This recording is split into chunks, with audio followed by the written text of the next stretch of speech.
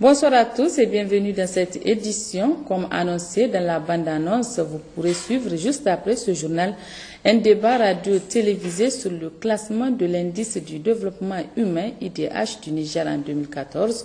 Ce sera avec Moussa Hamani qui recevra à cet effet un représentant de la majorité et un représentant de l'opposition. Rendez-vous donc en fin de journal. La météo, des activités pluvio-orageuses sont prévues en cours de nuit sur les régions de Zender, Maradi et Tawa et sur le sud Aïr et le Tamesna. Présentation Kachalou Lawangabtcha. Mesdames, Messieurs, bonsoir et ravi de vous avoir à votre page météorologique de ce vendredi 8 août 2014. On note donc aujourd'hui un renforcement assez particulier, n'est-ce pas, du champ des moussons sur l'ensemble de notre pays avec un front tropical qui est placé pratiquement sur la frontière libyenne. Et l'instabilité atmosphérique est là. Nous avons assisté aujourd'hui au développement d'un fort système pluvio-orageux qui a donné des précipitations très intenses donc, sur la région de Difa, notamment sur le centre et le nord. Et donc cet après-midi, voire ce soir, nous assistons également à l'évolution d'une vaste zone pluvio-orageuse là, sur le nord-est d'Amagaram et un autre système pluvio-orageux également observé là sur le flanc sud-ouest Aïr. Hors de nos frontières, on constate également l'évolution des foyers pluvio-orageux assez actifs sur le nord du Tchad. Ce qui nous amène donc à prévoir en cours de nuit, et particulièrement en cours de première partie de nuit, une couverture nuageuse assez dense sur la région de Difa, qui peut être accompagnée de pluies faibles, et également sur le sud Kawa.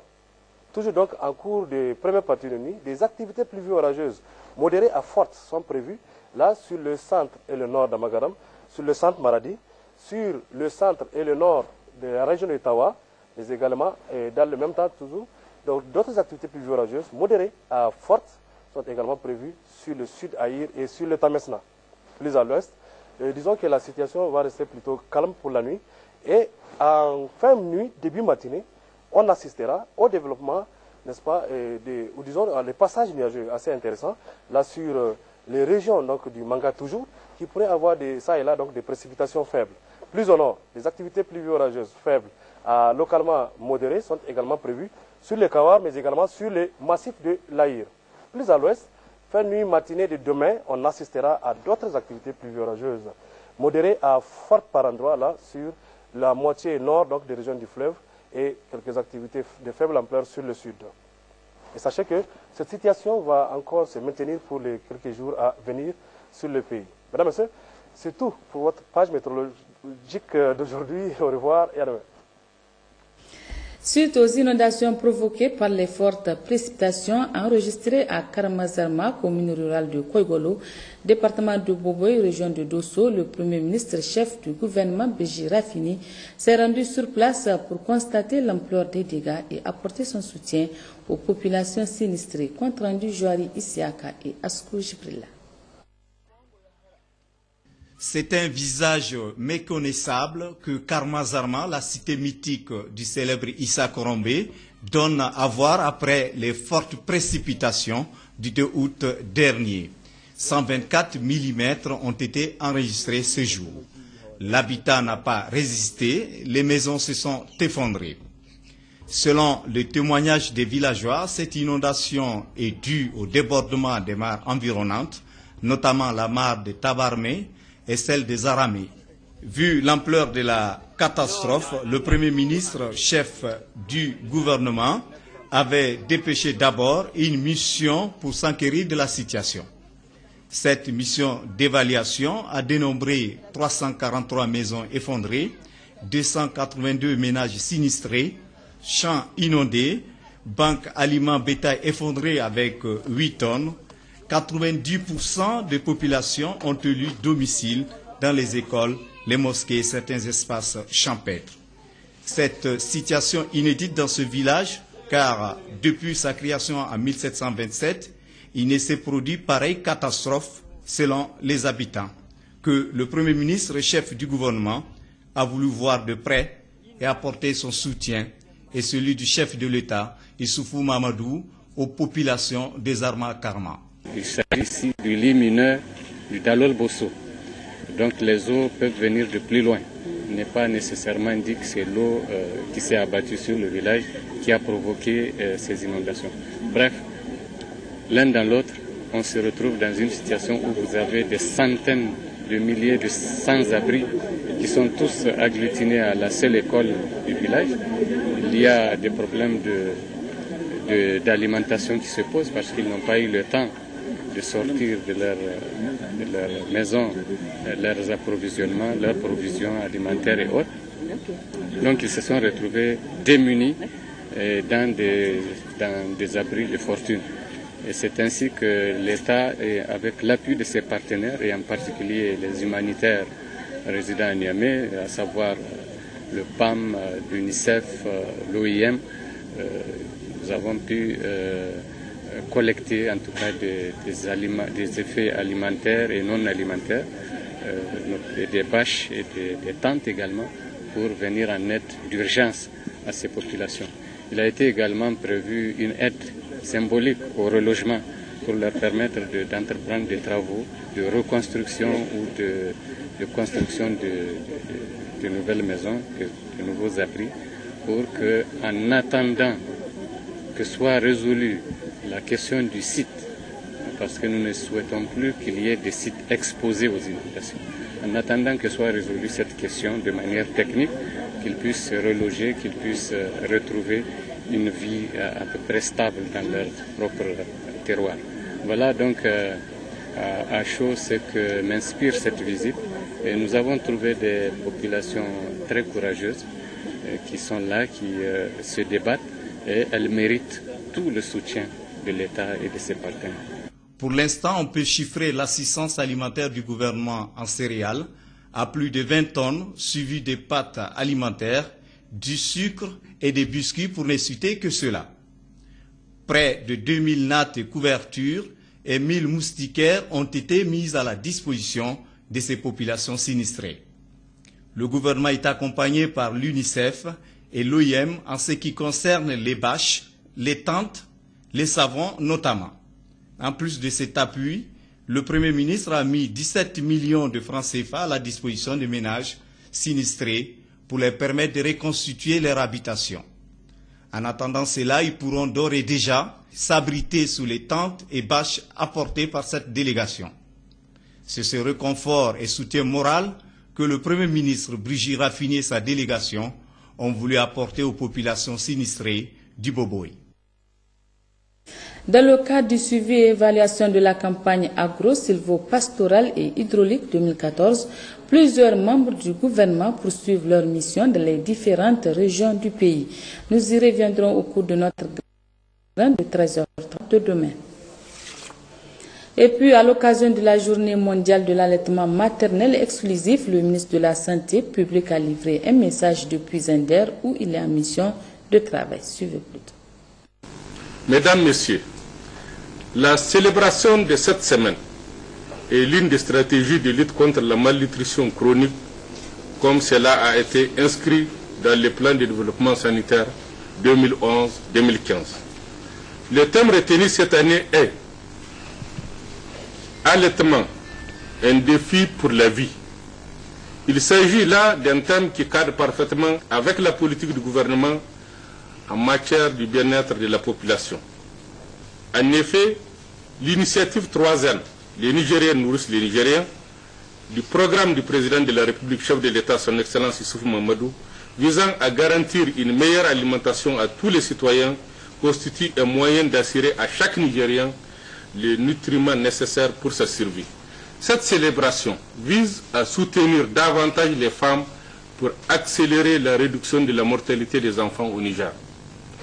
Aussi est-il impératif de soutenir activement l'allaitement maternel, et ceci même en situation d'urgence, d'informer les mères, les défenseurs de l'allaitement, les communautés, les professionnels de la santé, les agences d'aide humanitaire, les donateurs et les médias sur la façon de soutenir activement l'allaitement maternel, d'encourager le travail à réseau et la collaboration entre les personnes ayant des compétences en allaitement. Mesdames et messieurs, nous devons nous organiser pour promouvoir cette pratique comme le meilleur moyen de nourrir un nourrisson face aux risques auxquels nous expose le marketing des produits et substituts du lait maternel. Je lance un appel à l'endroit de toutes les couches sociales pour une mobilisation sans faille afin que toutes les mères allaitent exclusivement leurs enfants de la naissance jusqu'à 6 mois et continuent l'allaitement jusqu'à 10 ans. Santé toujours, le comité régional de gestion des épidémies de la région de Niamey s'est réuni ce matin à l'effet d'examiner la situation épidémiologique de la région. Compte rendu Rahinatou Kadri Koda et Zikir Ali.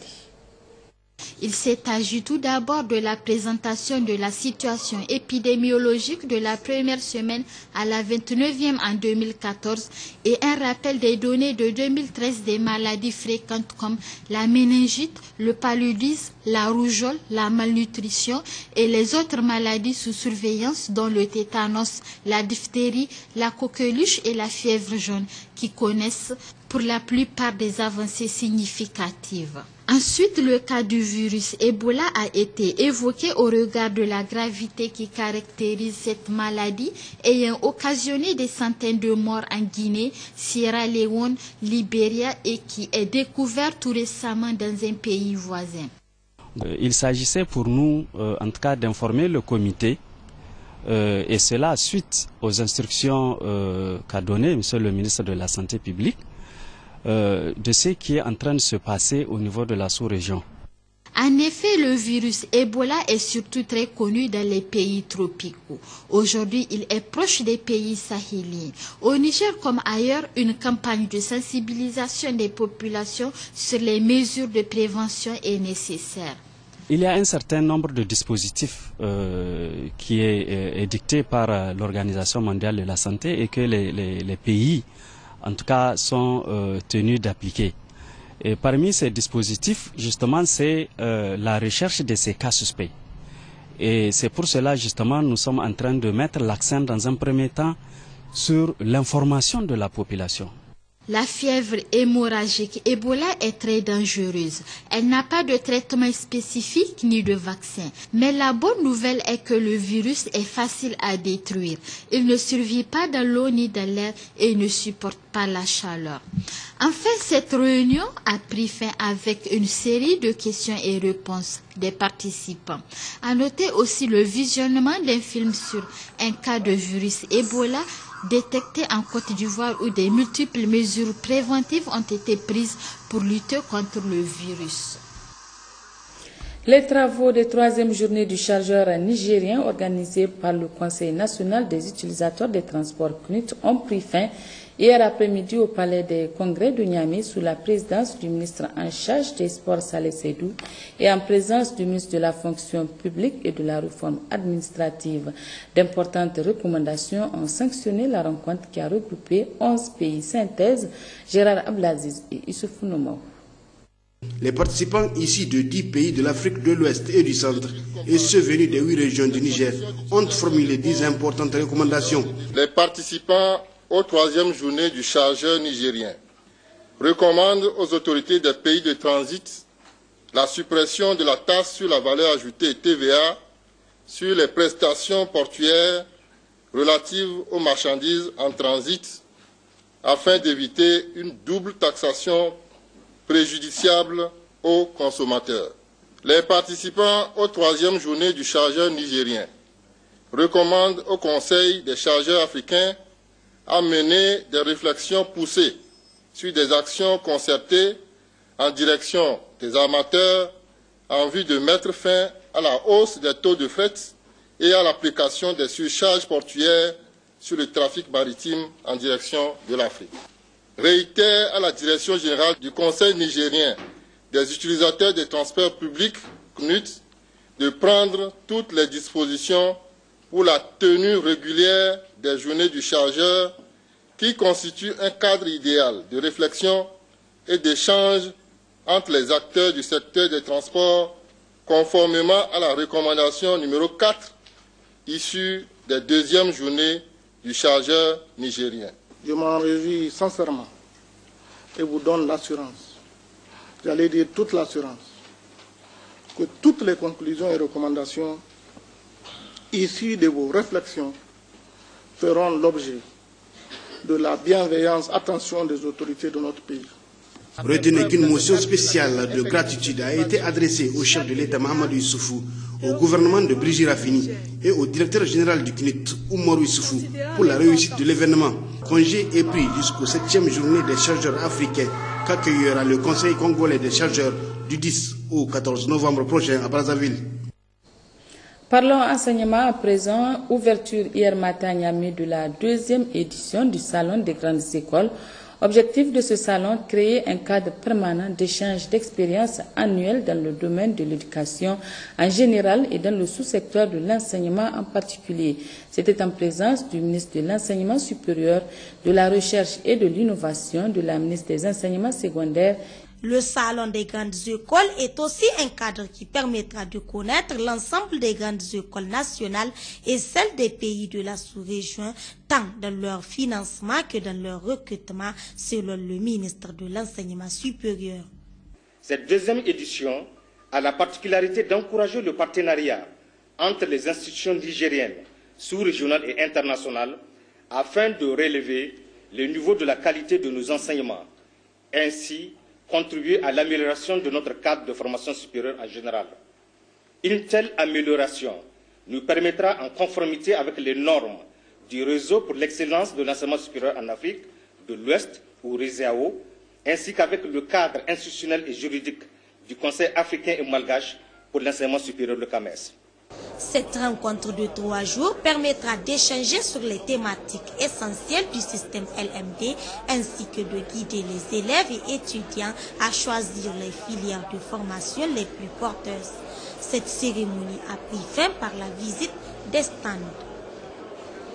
Autre aspect de l'actualité nationale, l'association Timidria, une association de défense des droits de l'homme spécialisée dans les questions de l'esclavage et de la traite des personnes, a rendu public ce matin à son siège une déclaration relative au dossier sur le trafic de bébés. La teneur de cette déclaration avec le secrétaire général de la dite association, Ali Bouzou. Notre instrument juridique régional et international qui est la CDE, à son article 35, on dit les États partis prennent toutes les mesures appropriées sur les plans national, bilatéral et multilatéral pour empêcher l'enlèvement, la vente ou la traite des enfants à quelque fin que ce soit et sous quelque forme que ce soit. L'article 36 toujours de cette convention dit que les États partis protègent l'enfant contre toute autre forme d'exploitation préjudiciable à tout aspect et à son bien-être. Et nous demandons aussi une fois de plus au gouvernement de prendre des mesures pour faire respecter l'état de droit au Niger. C'est-à-dire les auteurs et les co-auteurs de ces crimes doivent être démasqués et dénoncés, aussi punis conformément à la loi, toute la loi et rien que la loi. Et tout récemment, nous avons constaté la sortie, ou bien les sorties inattendues et inopportunes de certaines personnalités politiques qui seraient impliquées dans cette affaire. Eh bien, cette sortie nous donne l'impression, en tout cas, qu'il bénéficie d'un autre privilège. Pourquoi pas ça? Parce que jusqu'à présent, rien officiellement, il n'y a aucune mesure donc, du gouvernement qui demandait en tout cas que ces personnalités politiques soient entendues par la justice. En tout cas, officiellement, on ne l'a pas entendu. Alors, dans un état de droit, on ne peut pas comprendre que sur cette même affaire, des auteurs et co-auteurs sont actuellement arrêtés dans des prisons, ça fait presque 2 mois, et que d'autres circulent librement. Par rapport justement à cette affaire de bébés importés, les structures de la société civile vont tenir demain, samedi 9 août 2014, un grand meeting à la place de la concertation à Niamey, meeting au cours duquel elles vont rendre publique une importante déclaration. Fin hier de l'atelier de lancement du projet Activités habitant relative à l'actualisation du plan national de mise en œuvre de la Convention de Stockholm sur les polluants organiques persistants au Niger, un atelier jumelé à la formation des agents dans le domaine, compte rendu Jocelyne Amoussou et Bachir Harouna. Cette rencontre, chargée d'inventorier les différents polluants organiques, à savoir les pesticides et les produits chimiques industriels, en vue d'une éradication complète, appuyée par des tests juridiques, a pris fin sur de bonnes résolutions. Plusieurs points ont été minutieusement examinés en vue de dégager des perspectives déclinées en recommandations. De l'arrêté créant le Comité national des produits POF et procéder à son installation dans les meilleurs délais. Allouer les ressources additionnelles internes pour soutenir les activités du Comité national POF, du processus d'inventaire des POF et des activités de mise à jour du plan national. Renforcer la sensibilisation et l'information de tous les acteurs et la population sur les POF et leurs effets néfastes sur la santé et l'environnement. Réviser et harmoniser les textes réglementaires conformément à la Convention de Stockholm. Il faut dire que l'objectif général est de permettre au Niger de respecter les engagements pris dans la Convention de Stockholm qui prône la prévention et le contrôle de la pollution due aux polluants organiques persistants. Je puis vous affirmer que les conclusions de ces travaux et les recommandations qui en sont issues seront présentées au ministre qui, j'en suis sûr, les examinera avec le plus grand intérêt et le portera à la connaissance de toutes les parties concernées. Rappelons que cet atelier est soutenu par le Fonds pour l'environnement mondial et l'Organisation des Nations Unies pour le développement ONUDI. Un autre atelier national de validation du rapport 2014 sur le suivi et le rapportage des résultats se tient depuis ce matin à Siloé. L'atelier est organisé par le programme stratégique de résilience climatique, un programme du ministère du Plan. Compte rendu Guy Mathieu et Bachir Rabou. Il s'agit pour ces participants d'améliorer et de valider le rapport 2014 sur le suivi et le rapportage des résultats du programme stratégique de résilience climatique du Niger. L'objectif assigné à cet atelier, c'est de valider le rapport du Niger, donc de la période où on avait approuvé notre programme stratégique, donc novembre 2010 jusqu'au 31 mars 2014. Et donc c'est cette période-là où est-ce que nous en sommes. Il y a 5 indicateurs globaux. Donc au niveau mondial que les pays pilotes sont obligés de renseigner. Donc ce sont ces 5 indicateurs que nous avons analysés sur la base de nos résultats actuels, donc pour évaluer nos performances, où est-ce qu'on en est.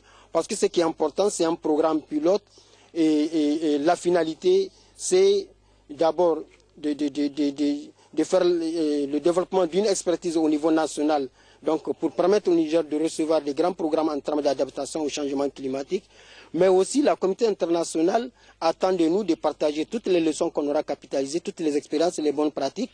Nous allons diffuser des technologies qui sont propres. Nous allons travailler avec les services de l'État, avec la société civile qui travaille beaucoup dans ce domaine, avec les chercheurs, avec aussi le secteur privé pour faire en sorte que toutes ces technologies soient à la disposition du paysan.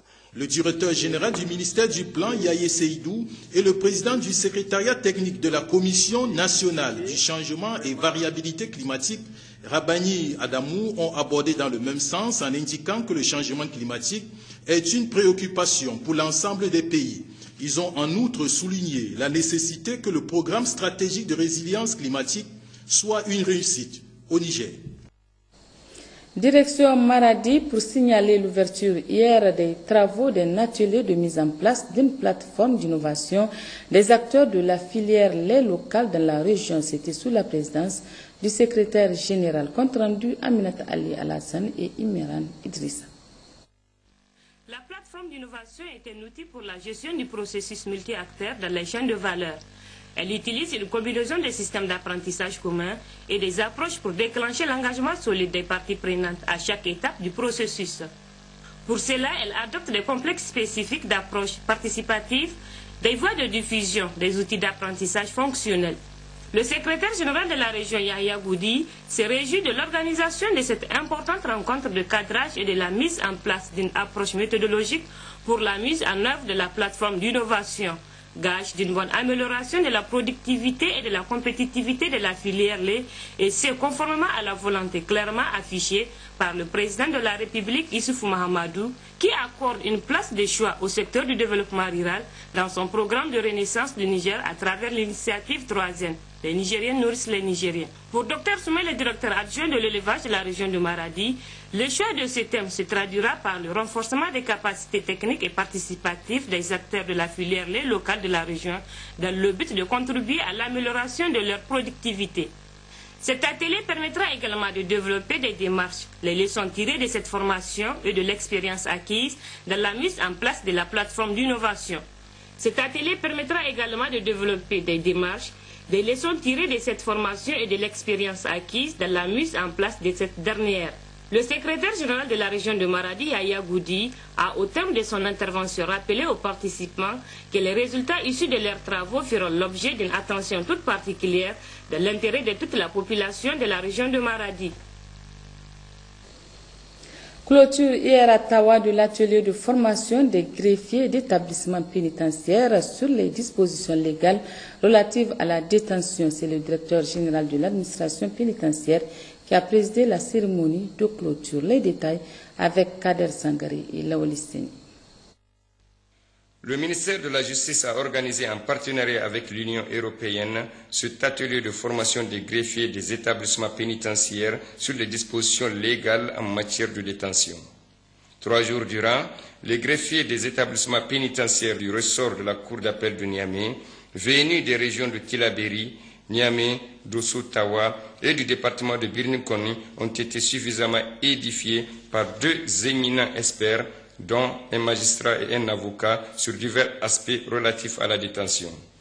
Divers exposés leur ont été présentés, notamment sur les normes minima des Nations Unies, sur les dispositions pertinentes du décret 99-368 du 3 septembre 1999, sur les conditions de placement provisoire, sa durée, sur les ordonnances de mise en liberté provisoire, sur les autres types de libération anticipée, notamment la libération conditionnelle et la grâce présidentielle, sur les décisions de la justice et les voies de recours, a souligné le directeur général de l'administration pénitentiaire, M. Ousseini Djibagé Mamansani, dans son discours de clôture. En attendant la concrétisation de ce projet, cher aux plus hautes autorités de notre pays, a ajouté le directeur général de cette administration, une de leurs priorités demeure l'humanisation des conditions de vie et de détention et le respect des droits des détenus en conformité avec les normes internationales et internes, suivant les recommandations pertinentes lues par le garde national Mohamed Moutar Issa, greffier de la maison d'arrêt de Niamey. L'atelier recommande au ministère de la Justice le respect strict de la durée légale de la détention provisoire par les autorités judiciaires et le jugement dans un délai raisonnable des prévenus renvoyés devant un tribunal ou des accusés renvoyés devant une cour d'assises. La formation continue de l'ensemble des acteurs de l'administration pénitentiaire pour une meilleure maîtrise des textes.